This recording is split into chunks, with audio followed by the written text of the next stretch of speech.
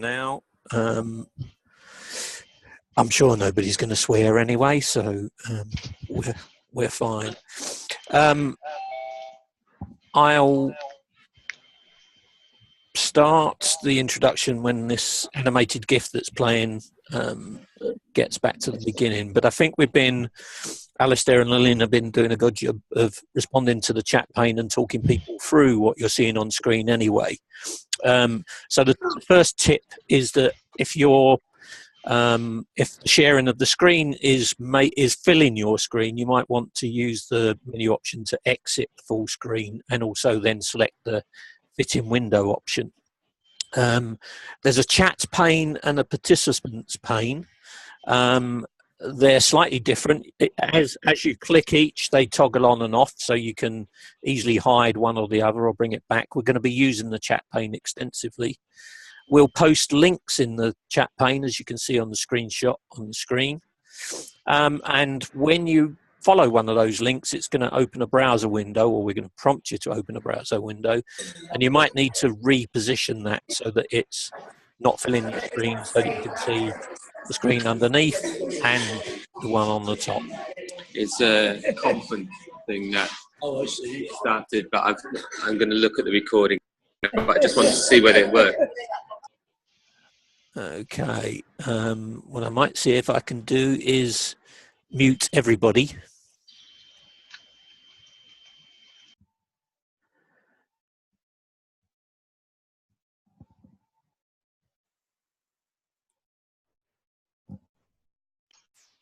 Ron's literally muted everybody, including the hosts. You should be able to unmute yourself. Yeah, I've done that now. Yeah.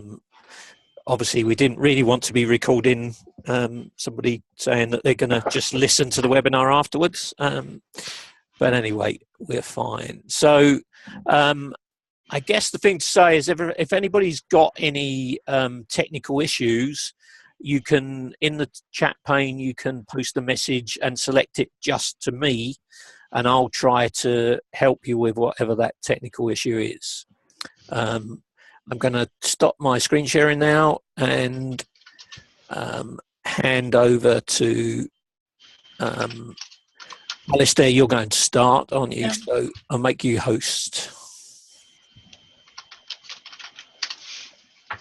Right. So if I just share my screen and then we'll begin. Okay, perhaps in the text chat pane, you can let me know if you can see my screen properly. Oh, that's perfect. Great. Right, then welcome to the first webinar in the Future Teacher 3 series, and we're going to be exploring online learning in the wider sense, from enhancing face-to-face contact, whether in a classroom or a lecture or a workshop or a field course, through to a wholly pure online delivery. So we want to be able to look at that entire spectrum through the series, and this is the first of the series. And we're starting with pedagogy because the way we actually manage teaching is critical. Online learning without a good understanding of pedagogy is a waste of time. Hattie has a wonderful quote here, John Hattie, who we'll refer to later on in the session as well. He talks about technologies will never be used in any transformative sense until we change our teaching methods. And that's the whole thing that we want to start with. We want to look at our teaching methods and about how we can understand teaching methods effectively enough to be able to transform our technology. And if you wanted to follow up these quotes, we've got a number of quotes, a number of key workers in the field, and you'll be able to follow these up. We'll give you a link to this resource that you're going to be working your way through parts of it in a couple of slides' time. So just in terms of talking about who you are and about this session and some of the assumptions that we've been making for this session, we don't know you all yet, and you are going to be very varied. So we're going to make some assumptions that for some of you, you're taking part in the webinar for the first time, and so there are things we'll do for you. We promise to try to keep it as simple as we can, try not to use jargon, and if we do, then pop something in the chat pane to challenge us, and we'll improve our explanations. We're also aware some of you will be used to webinars but not necessarily do e-learning. It might be that you want to find out how you may do it better, or, well, that's great, because we're going to begin with the important things, the teaching, not the tools, and we want to focus on some of the sound principles. We promise not to just say, oh, look, here's a great tool, and look, here's another tool. We're going to be very selective in the tools that we look at with you. And if you're an old hand, if you've already been doing this and you just want to see what the course is going to be like, whether or not other colleagues would enjoy it, or whether it would save you creating some staff development material, well, we're going to make sure that during the course of this we point to some relevant research. We're going to keep this simple, but we'll have it backed up by relevant research. And if you're an old hand, we may very well be asking you to support us in future sessions, because we do see this as building a collaborative community of practice, and so we'd be delighted to have people take part with us. And also, if there's any bits of research where you think, why didn't they include this, then throw it in there. So use the text chat pane for that. So this is the very first, these are us. We're not sharing video because it's better on bandwidth and so on if we don't. But I'm Alistair in the middle. Ron is doing a lot of the technical wizardry behind, and is also a very accomplished trainer. And Lillian is going to be co-presenting with me. And again, you can find out about us as you have a chance to when we show you the resource later. But we're all, in Lillian's words, passionate about the learning in online learning. And if you want to find more about the Future Teacher project, that's also in this resource that we'll point you to in a minute with a short URL. And the subsequent sessions will cover everything from flipped classroom to assessment to collaborative teaching and learning, strategies to support reading, writing, future-proofing, understanding the implications of the tools you use, and self-assessment, mastery learning, and pupils as teachers. But I want to start with a story. That Thursday feeling. So, this is a true story, and this is the desert.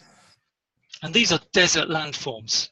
Desert landforms are wild and bleak and beautiful and often mysterious.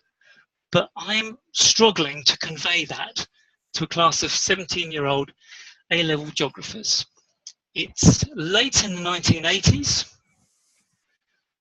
and it's a Thursday afternoon in November, and it's raining. And I can hear the rain pattering on the windows. And the windows are closed because it's cold outside, but inside it's warm and stuffy. Even I am yawning, and a Mexican wave of yawns moves around the room. And I can hear the hum of the overhead projector fan and the scratching of pens as students frantically try to make notes from the overhead projector screen. And outside the dim room, there's water gurgling down the drain pipes. It's the third time today that I've taught this lesson, and I am bored beyond belief. And so are the students. I removed the third acetate to put the fourth acetate in the pile on the overhead projector, and I realized that I could be replaced by a well-trained monkey. There have to be better ways of teaching, and I determined to try to find some of them. For the glaciation module that comes after the desert module, why wouldn't it? I make a small ice sheet in my freezer, and then I melt it in class with a hot air gun, and we make some terminal moraines. 10 years later, I won't be working with ice sheets in my freezer quite so much, but I'll be using technology to make students independent in ways I scarcely believe possible. And what's happened in that time period is that I've begun to realize how teaching deserts is no longer a dry and dusty topic. And what we're going to be looking at in this session is how to understand the teaching and the learning and the technology together, and how we can bring good teaching practice and the affordances of technology together in a way that can transform teaching, not just for us, but for our students as well. And in order to do that, this is where we might potentially get things a little bit tricky for a moment or two, because you're going to be working, I'm going to be sending you a link in the screen here. So in your text chat pane, there should be a link appearing. If it hasn't appeared in there, it is a tiny URL, or if you can't find the text chat, you could copy the tiny URL here, tiny.cc/ft3, future teacher 3-1. Because what we want to do now is start from what you already know and what you've already experienced, and that's going to lead us into brain-based learning. So if you can just pop a yes into the chat pane when you've got your browser window open with tiny.cc ft3.1 in there. That will give me an idea. So we've got quite a few yeses coming. That's brilliant. So I'll shift around my screen then. We wanted to start by linking to your prior experiences, your prior learning. So this is a text wall that we have here, and you should be able to type directly into the left-hand pane where it says type your text or message. And as you do that, it will come up on the screen. So for those of you that didn't get the address, Lillian's popped it in again, tiny.cc/ft3-1. Yep, so if everybody can get that, that's fantastic. Yeah, sorry, I did move on, but it's in the text chat pane there. And in fact, if on my screen, I'm going to move back so that if you're still on the Zoom screen, you'll see it in there, tiny.cc/ft3-1. Okay.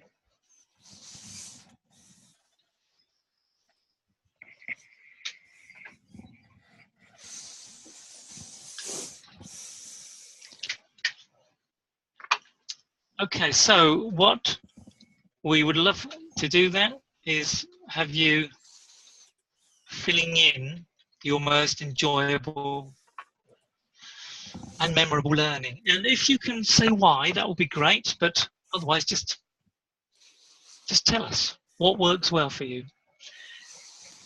And what I'm going to do, I'm going to stop sharing my screen now. I'm going to ask Ron to share because apparently my sound's breaking up a little bit. So let me stop the share.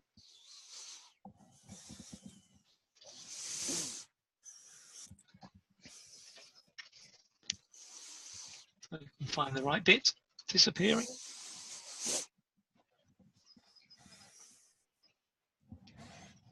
There we are, stop share.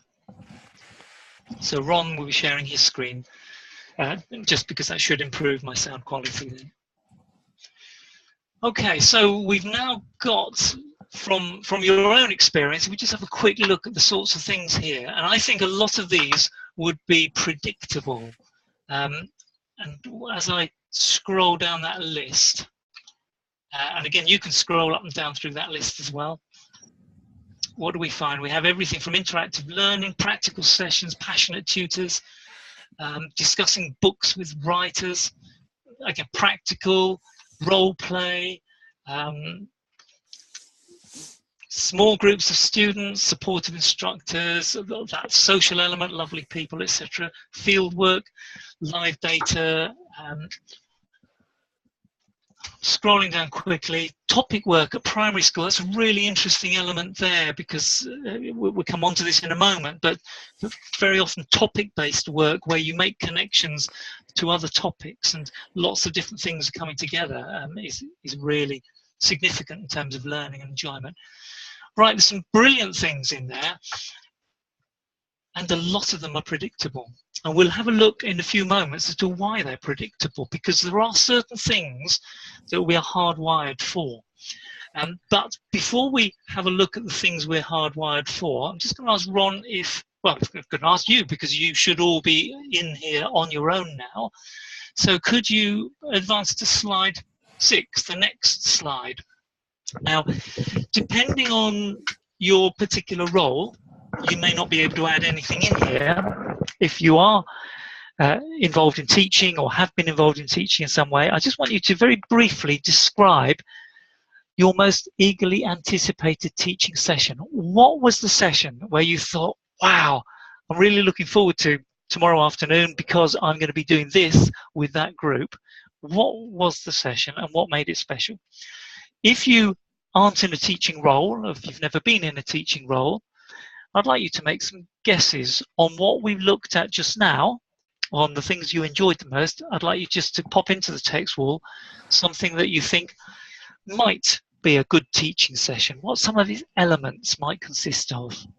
So you should be, if you move yourself on the learning object now to slide 6 and start typing into the text wall, we'll see what comes up there. Thank you. There's the first one, teaching mapping to forensic students, finding where you'd buried the bodies. Now that really does make my day. That I must try that in sociology. So let's get some more in there.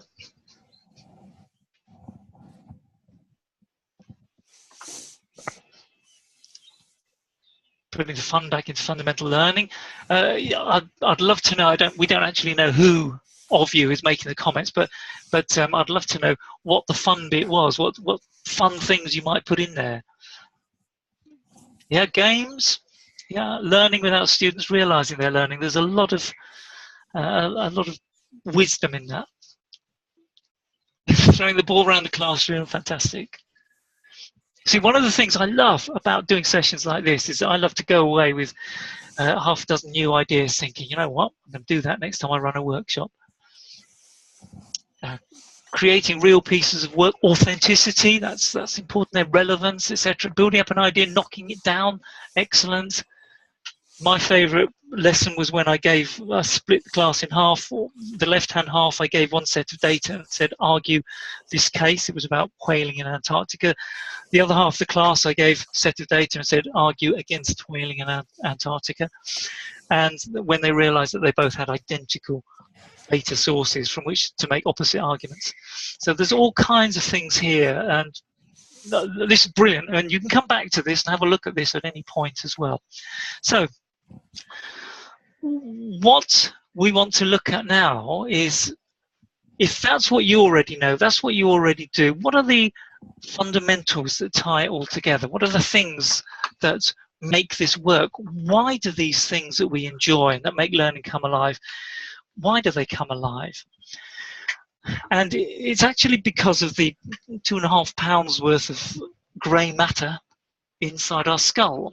And there's been a lot of work over the last 10, 15 years on psychology, cognition, and neuroscience, looking at learning and identifying strategies that are actually in tune with the way brains work. Now, some of it, as we'll see in a moment, some of it is really just common sense. And some of it is actually kind of interestingly unintuitive. You wouldn't particularly have thought about it. So Ron, because I'm not quite sure where everybody is. Ron, if you want to just share the next slide. Stay on the learning object if you're on the learning object. And again, Ron, if you can go to the next slide again, just so that we got a consistency between where the Zoom pane is and the others.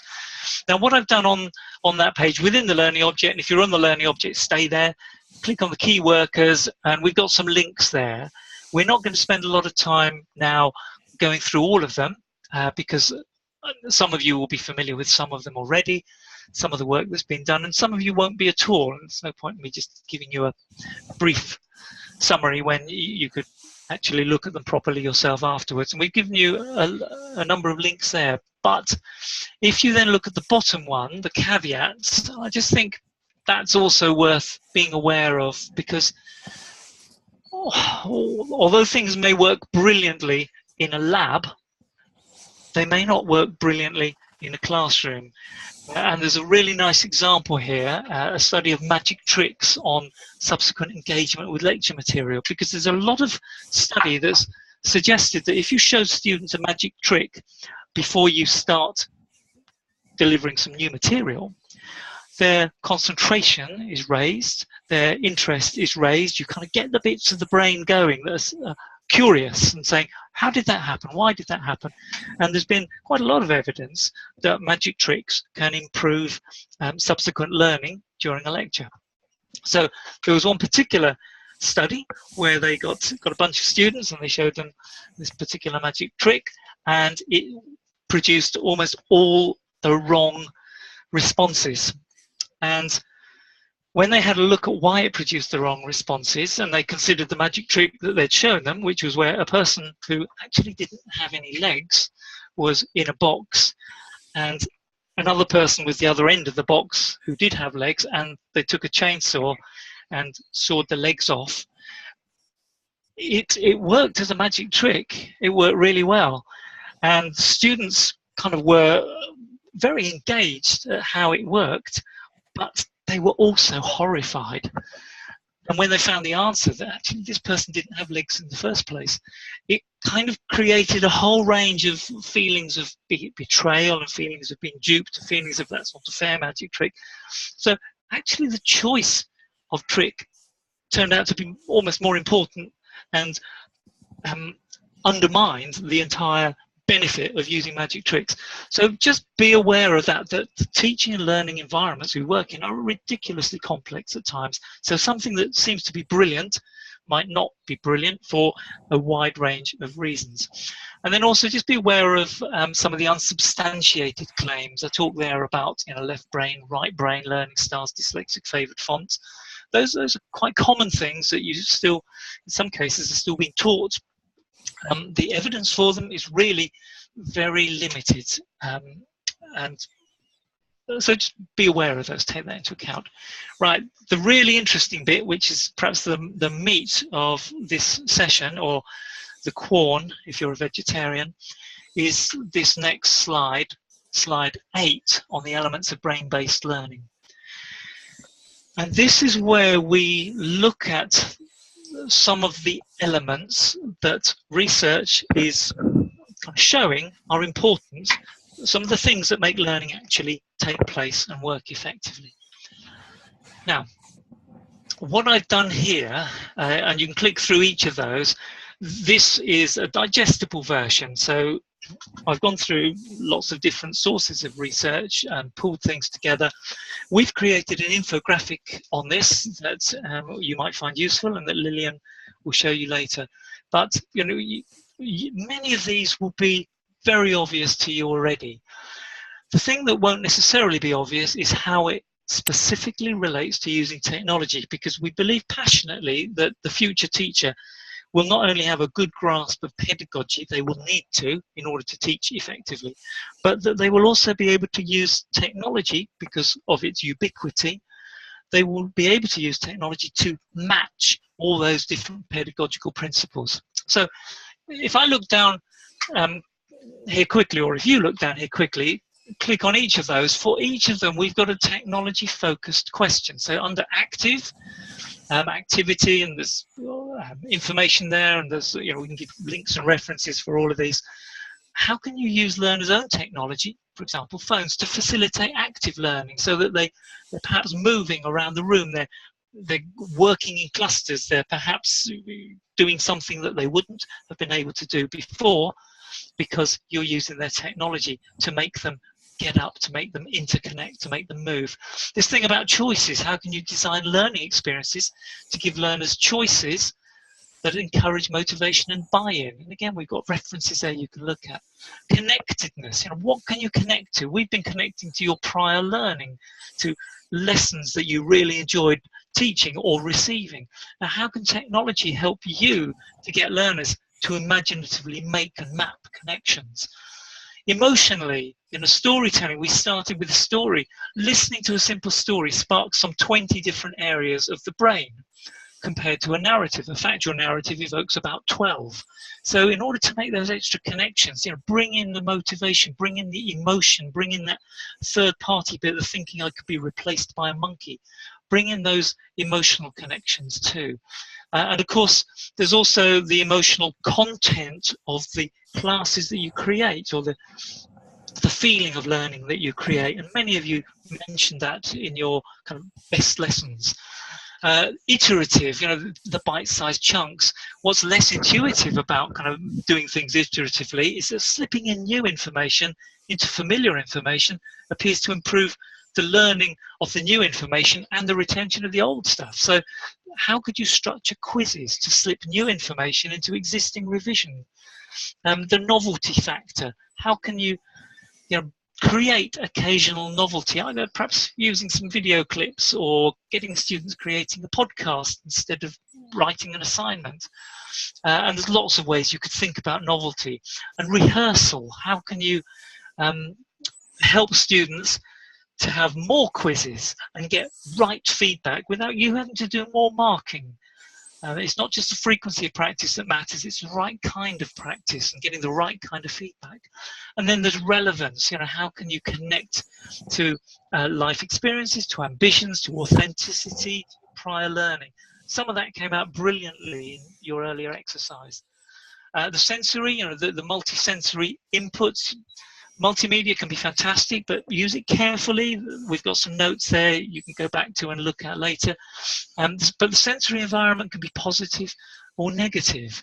That hot, stuffy environment I talked about earlier, with the overhead projector fan in the background and the rain on the windows, that's all part of that sensory environment that can be positive or negative. How can you use multimedia to benefit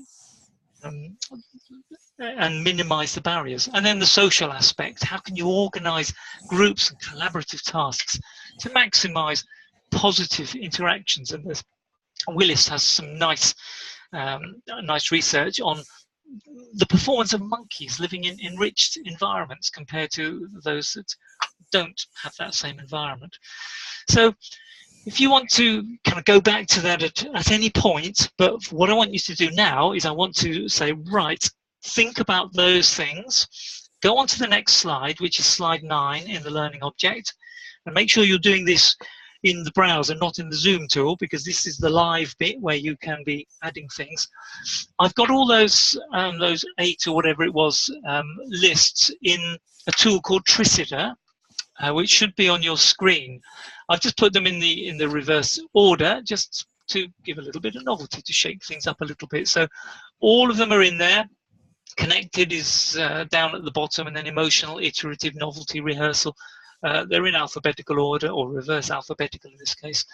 What I want to do is I want to say, right, given your practice, or either things you currently do or things that have worked well for you when you were a recipient of learning, which of those would you vote as the key ones that have made a difference to you or make a difference to your teaching?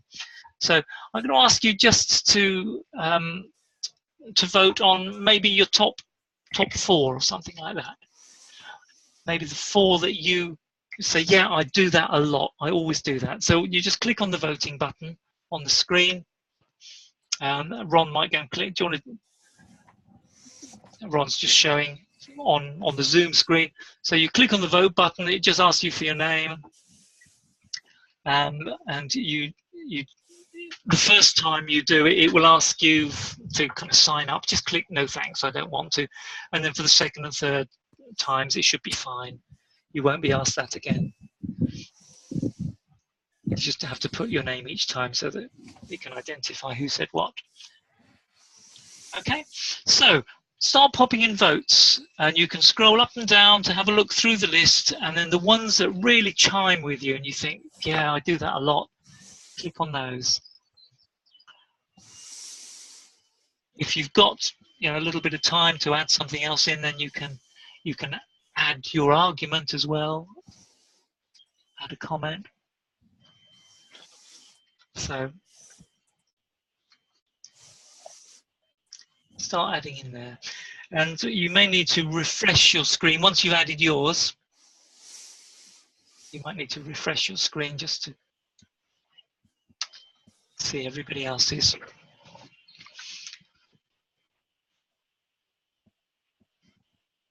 So we've got 11 votes for relevance at the moment, and again this will change as more people put things in. I can see 11 for active learning.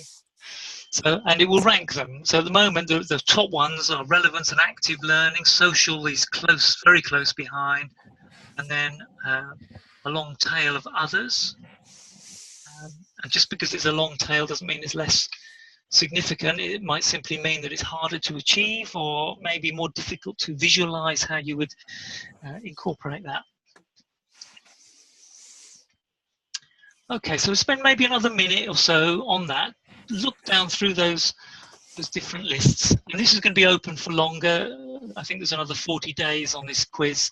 So if you wanted to do it as an exercise, you've got the link now. If you wanted to do any of this as an exercise with your own colleagues, you've got another 40 days to fit it in.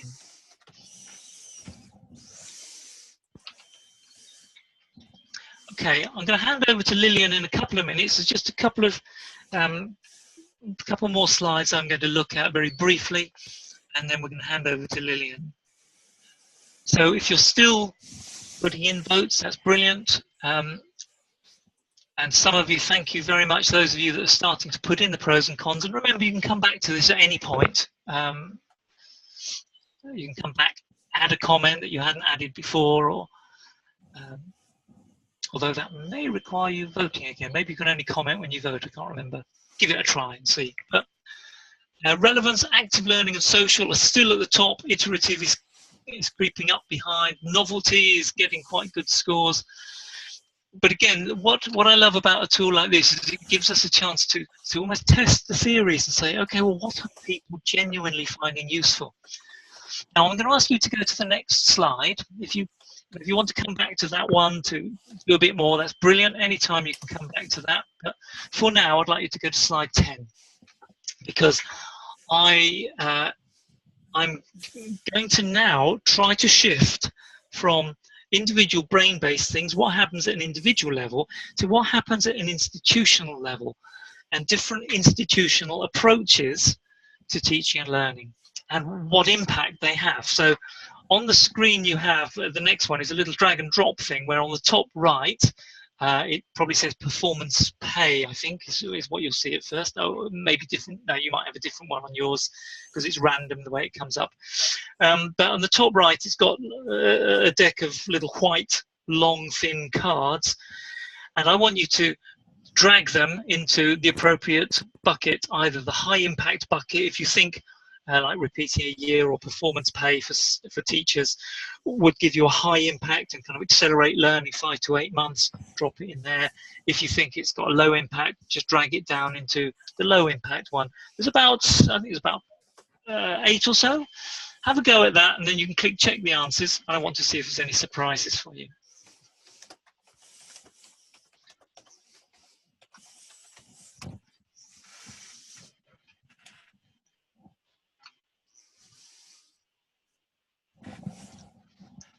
And I'll tell you the source for the evidence for this in a moment. That will be the next slide that we'll look at.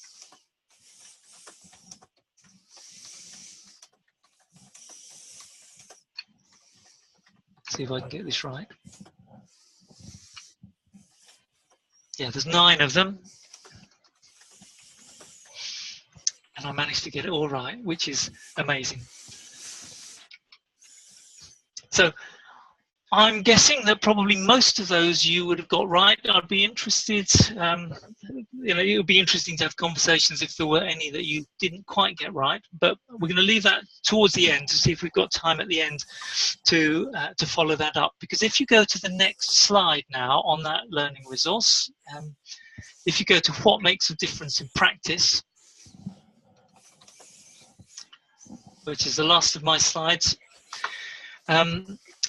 when you take individual teaching approaches and some of those more institutional approaches we looked at a moment ago, there's some really good research which shows us what works and what doesn't work. And the stuff that works tends to work for exactly the brain-based reasons that we looked at in the earlier slides. And there's a couple of links there that I won't ask you to look at now, just because of time. But I would encourage you to follow up John Hattie's work on effect sizes. It's under that tab, the research shows. And also the screenshot there is the screenshot. If you look at the bottom tab, the research shows, there's a screenshot which has got headings like cost, evidence strength, and months of impact. And that's from the Education Endowment Foundation, which has got a lovely interactive database where you can look at different interventions educationally and the kind of impact they have on teaching and learning. They're not specifically about technology, but technology can have an impact, a positive impact on every one of them, and that's where I hand over to Lil. Hey, thank you very much, Alistair. I'm going to be building on what Alistair says. Obviously, it's a seamless segue into the next bit. But I'm about to share my screen, so 2 ticks while I make sure that everything's working. Okay, and you should be able to see my slide now with the little animated book. I've not made it fill the whole screen because I kind of want to be able to switch easily to some of the tools on my computer. Okay, so we're going to do a little bit of what I call active learning. I think Dave, you're very familiar with this one. We've been using it for a long time, but it's nice to revisit it every now and then. Just to remind people that just using this tool isn't going to instantly make your teaching more effective or more active. So we're going to show you an example of a slide where you have to choose an odd one out, and then you're going to have 2 different experiences with the same exercise. Okay, so what's happened here? Ron, any ideas what's happened there? I'll just refresh. There we are, much better. Okay, so if people would like to type in the text pane and suggest what they think the right answer is and why.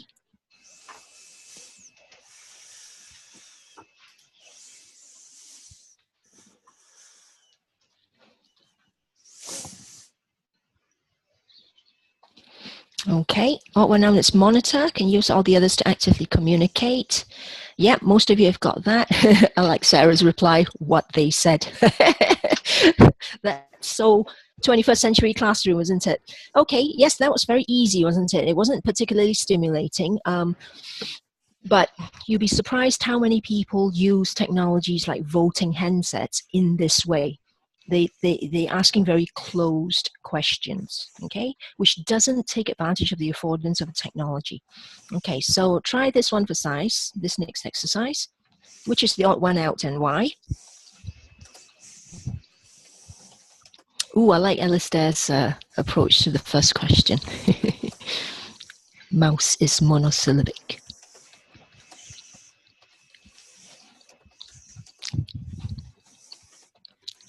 Okay, that's one option, Dave. Good one. This has made people pause a little bit longer before they started typing. A. I like your reply, Janet. Erica, you want to support your reason why? Balloons are your option. Julian, yes, that's one way of thinking about it. Martin. B no longer exists, they're unthreatening. Okay. Okay, I would say C. Okay, so everyone's got a different answer, and so the point really is that there's no right answer. Okay, and my point is that it takes the same amount of expertise to create this exercise as it does to create this exercise, The difference is in how you design the activity. Okay, so I could give one teacher a voting system to use in the lecture theatre, and I could give another teacher a voting system to use, and they would use it differently. To be honest, it's the same with pen and paper, it's the same with PowerPoint, etc. I'm sure we all have that same experience talking to colleagues. Okay, so thanks for all your replies. So the main point is to notice the learning effect that's going to happen when you use the technology.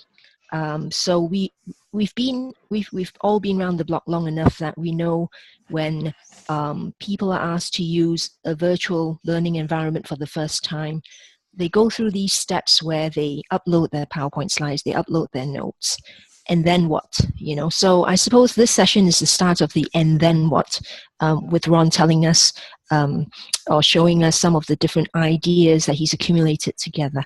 And that's exactly where we want people to be. We don't want you to find a new technology, of which there are quite a lot. You know, people have talked about Quizlet, Kahoot, and there's new stuff coming on all the time. You've just learned Tricida today from Alistair's demonstration, and you're probably quite excited to go and try that out, which is great. But before you do, let's run through a few ideas about how you can make sure you are maximizing the affordance of that tool for teaching and learning. Okay. So underneath is just a few notes about that. So how do we ensure we're going to make that difference? My tip, I'm going to give you 3 tips, okay, and I've highlighted the titles on the slides as well. This is an example. I'm not asking you to follow this person's checklist, but the first tip is to use a checklist in the first place. Because, as I say, it's quite common for us to have people come to you and go, oh, I saw you using that, I saw you using Tricida, I'm going to try and use that. That's fine, but think through the different models of why you want to use it. It's almost useful to work through 5 whys. So this person has created their own personal checklist. It's kind of like a learning lesson plan, isn't it? He's going to make sure that people, he's going to build on previous work. He's going to make sure he incorporates problem solving where he can. He's going to make sure they generate ideas, and all that's like active learning. Okay. Then he's going to look at some of the practical things that he's going to get them to do. And then he's also concerned with their attitudes and interests. Now that's quite interesting because for some of us, we're so caught up in the technology and the pedagogy, you can sometimes forget that pedagogy includes making people feel safe when they're with you online, especially. Okay, so there's quite a bit to do there. But I have a checklist. My checklist isn't written up like this. I'll quickly switch to show you my kind of checklist, which is like this. I'm hoping everyone can pretty much see my screen there. It's a very long PowerPoint slide. So think of it as an infographic, but I'm doing it in PowerPoint. And another little trick or tip for you. Every time I learn something else, I pop it in here and I try and relate it to something else I've already learned. So it kind of forms a bit of a checklist for me. So I'm going to talk about a couple of these models on the next slide. But obviously, you know, planning this session, looking at what Alistair has pulled together for brain-based learning, it's prompted me to kind of put my focus onto that. So if you're starting out with online learning, the kind of checklist that you have might be a little bit more focused on, if you like, this topic, this associationist type thing. You might be more concerned with how you lay things out, how you run the actual activity, how you break things down. And then when it becomes more and more embedded into your practice, you can pull out and start to look at the wider impact of what you do. And you can move forward even further when you think, what could happen if I put the tool in the student's hands and ask them to design the activity? Okay, so we, in our circle, we've often talked about the virtual learning environment, which is very much, you know, a lot of the time it's been promoted in very much a teacher-centric way, you know, what the teacher puts on there for the learner to access. And they're very much concerned, maybe they use the forums, and so it starts to move into a slightly more social constructivist approach. But actually, we used to talk about what would happen if you gave a student an online course and asked them to populate it with the stuff, and they should peer teach each other on a little topic, and that's the assignment. Okay, so using models and checklists can help you think through your learning design so that you're not overly focused on one aspect. I know Erica's planning to create some online learning for her students. I'd be very interested in finding out how, at the end of this, whether she has come away with other ideas of how to approach her online or blended session. So I'm going to pop back into the Xerti. Hang on, I'm kind of losing myself here. Okay, so this is a textual checklist. Mine is much more of a visual checklist, I'd like to think. And here's another checklist, really, that we've kind of pulled together for you that Alistair has mentioned. If you are accessing the Xerti object, you can select it and it will pop up as a PDF, so you can obviously look at it a little bit in much better detail. And the questions that Alistair has designed there, we've put them in there just to give you a prompt. And, you know, there's enough white space that you can write your own information in there to remind you what all these things mean: choices, connected, emotional, etc. Okay, so we hope that this is a nice little takeaway for you. We've added a CC link, so feel free to share and to promote, and we hope that this is a useful checklist for you when you're designing your online learning or you're adopting any technology at all. Okay, so that was my first tip, that was using checklists. My second tip is to use models. Okay, so, and don't just use one model, get familiar with one, and then get another. Collect a whole street full, collect what we call a mental map, collect a whole country full of maps if you can. Because building up these different models helps you to approach learning design more holistically. And like I said, depending on where you are in the journey, you might only use one. But then as you move on and you progress and you get more sophisticated with what you're doing, you know, for instance, I don't have blooms on here because I find myself using that instinctively. So here are some of the other kind of models that we are going to run through. I'm going to go back to the Xerti. On that page, we're going to start with an overarching one, if you like. This is from the JISC e-learning models. It's a desktop study by Terry Mays and Sarah De Freitas. And you might look at this and go, okay, how's that supposed to help me create my online blended course? But exactly that, at that level, it can help you to ensure that you've thought about making the examples more realistic, for instance. Or, you know, at the beginning, maybe you're planning how you're going to chunk up your learning materials. For every square, if you like, there is a whole different pedagogy around how you would operate in that situation. So this means that you've got quite a lot to juggle when you're planning something, and it's different models for different times when you're designing something. So let's go with some examples, and you don't throw out any of the old stuff that you've learned before in good old teacher training days.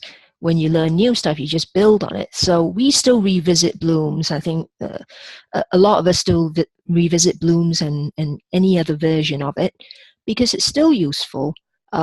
So I do a thing where we have we introduce student response systems in lecture theatres. Okay, so you've got all sorts of different ways of using something like text wall or poll everywhere. It doesn't matter what tool you use, but people can use it in a very let me jump to that slide again. People can use it in a very lower order way, where it's very knowledge based, and that's what they tend to do. You know, just vote. Because you're voting, they give you 4 options, and that's it. You know, that's where they end the exercise.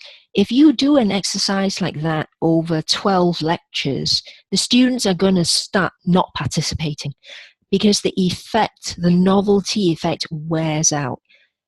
So the learning effect is what you need to focus on if you want this novelty value to carry on.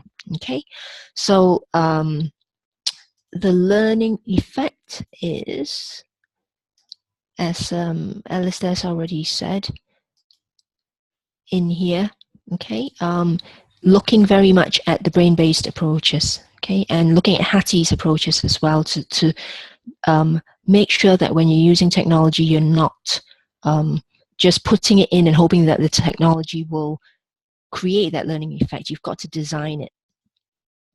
So another very useful tool for thinking about what you're about to do is Semier's model.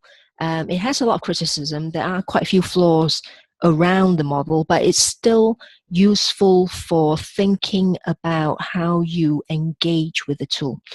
So say you decide you're going to get the students to use blogs because it's going to be something that's going to augment, instead of them writing personal journals, making them do it as a blog means everyone can see it and you can see it, and you can give the student feedback, which is great. And that will only go so far. If you really, really want to transform it, what you would do with that exercise is, once they've started doing the blogs and you've given them some feedback, you would start to ask the students to read each other's blogs, and that stimulates the metacognition, which again, Alistair has covered. So it changes what you do as a teacher, and that's where the technology has the opportunity to work with you to make a bigger impact. So hopefully the technology isn't just a replacement or an enhancement, it actually starts to transform what you do. Okay. So the other thing is, if you only use it for substitution and augmentation, you're going to go through this cycle where you know, it's the hype cycle. It's all going to work really well, voting, you know, blogs or VLE. And if you don't actually make that leap of redefining how you deliver teaching and learning in the classroom, you get to these cycle where it'll drop and participation will go away. I'm sure lots of us have experienced VLEs. It's set up, you put a forum in, and you almost expect learners to participate. But actually, you've got to drive or plan or design that participation for it to work. And again, there's a whole different load of models, frameworks, and theories that you need to look at to make that happen. Okay. So tip 3, so tip 1's checklist. Tip 2, use of models, and you might be familiar with. Internet connection is unstable, oh dear.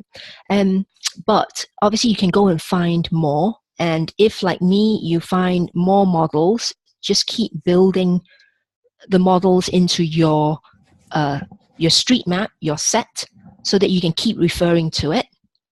Okay. And we're going to now look at tip 3, being aware of your own development. And this is very much a future teacher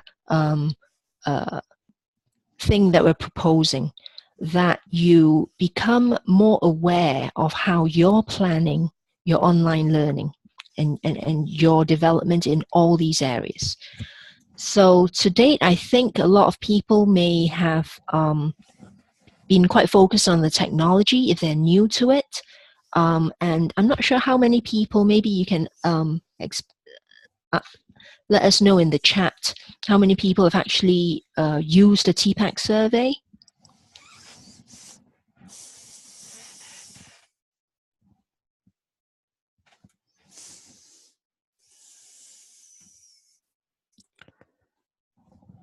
Yeah.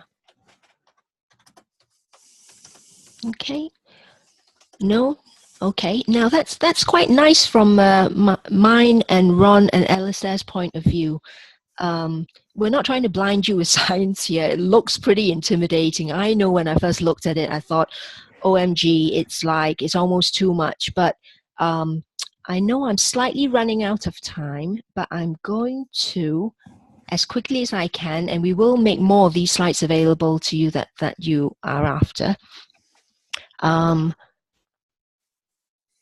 Okay, so you can, I'm just checking to make sure that you can see what I see. So I've broken down the Tpac model with the people who originated the survey have given us some examples, okay? And they did this survey with preschool and in-service teachers, etc. But you can adapt this idea to your own teaching and learning. So it's another checklist if you like, okay? So what we like to see is people developing holistically.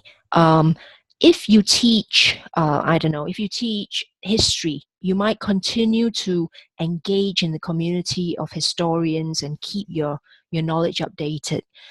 And then as a teacher, you need to develop your pedagogic skills and continue to develop that. And then comes the teaching excellence framework, which is extra pressure on you to show value and to keep updated in other ways. So there's the layer of technology requirement. So the Tpac's a very good model for you to develop all those skills at once, okay? So when it's broken down, I think you'll find it's a little bit more, it's slightly easier for you to absorb and take it in. So what we'll do is we'll create a side Xerti object, I think, Ron, rather than have too much in this one learning object, where you can examine this in a little bit more digestible form, shall we say, okay? So it goes through each of those overlapping circles, and it culminates, if you like, on the right at the top, where you say, I can teach lessons that appropriately combine, I mean, this says mathematics, but you can use any subject, technologies and teaching approaches. This is the ultimate, the holy grail, okay, when you're teaching, when you're developing your lessons. Here's another example quickly that I found. This is for a teacher who teaches music. So as a teacher, they have content knowledge. They know how to solve their own technical problems, so they can use technology in the classroom. They're aware of teaching strategies, and then they start to combine it. And you can see how it goes up a ladder, if you like, until the culmination of the appropriate skills at the top.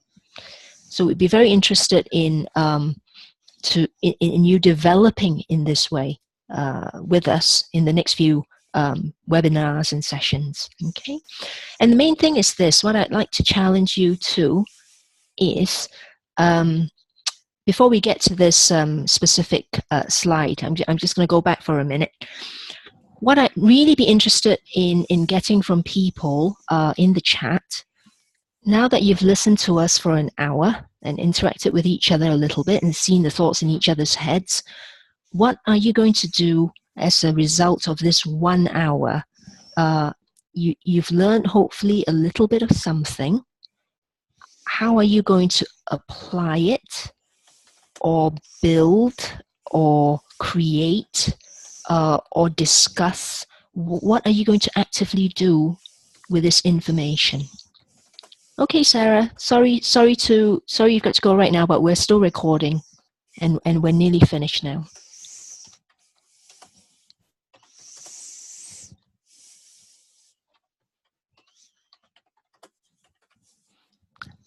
Right, Kate, that's nice to know.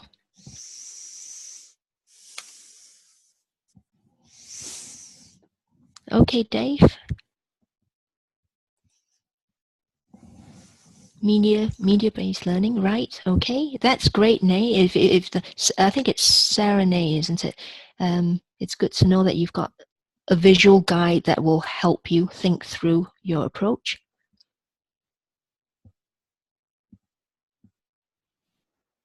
Share outcomes in blog posts. That's brilliant, because it's that reflection. It's making your tacit knowledge explicit that causes that reflection. Lillian, I've just had a note from Ron in terms of capturing people with information about the list and future sessions. He needs to kind of quickly catch people before they disappear and then can't take part in future ones. Okay, right. I think we can safely then move on to, okay. Ron, are we skipping on to the, are we going to complete on this, or are we happy that it's been captured in the chat? I think we've captured that in the chat. Just move on to the Xerte page, the next page, Lillian. Okay, right. And there's no point in me kind of sharing my screen. I might as well just prompt you when to. So for everybody's benefit that are not aware of Xerte, we've used Xerte for much of what we've prepared to present today. You can, on this particular page, you've all got the link to the resource. You can listen to a discussion the three of us had about why we're using Xerte and how we're using Xerte, and it not specifically about Xerte, but just the fact that we wanted to prepare a useful self-access resource.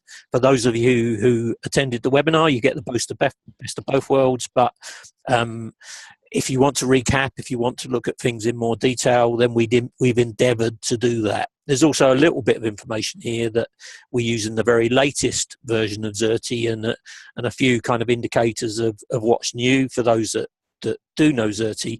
And also Lillian mentioned the Tpac model and that we might create a separate Xerte resource. Well, in fact, the Future Teacher project, the wider project, we have three main outputs that we're developing. One is a thermometer, which is effectively the survey, the diagnostic. Then there's the middle bit that will signpost what you should do, and then there's the journey, which is what the three icons represent. And one of the developments in Xerte, for those of you more technical minded, is that we're building in what's called XAPI functionality. So that will allow a lot of that kind of integration between the three things to happen.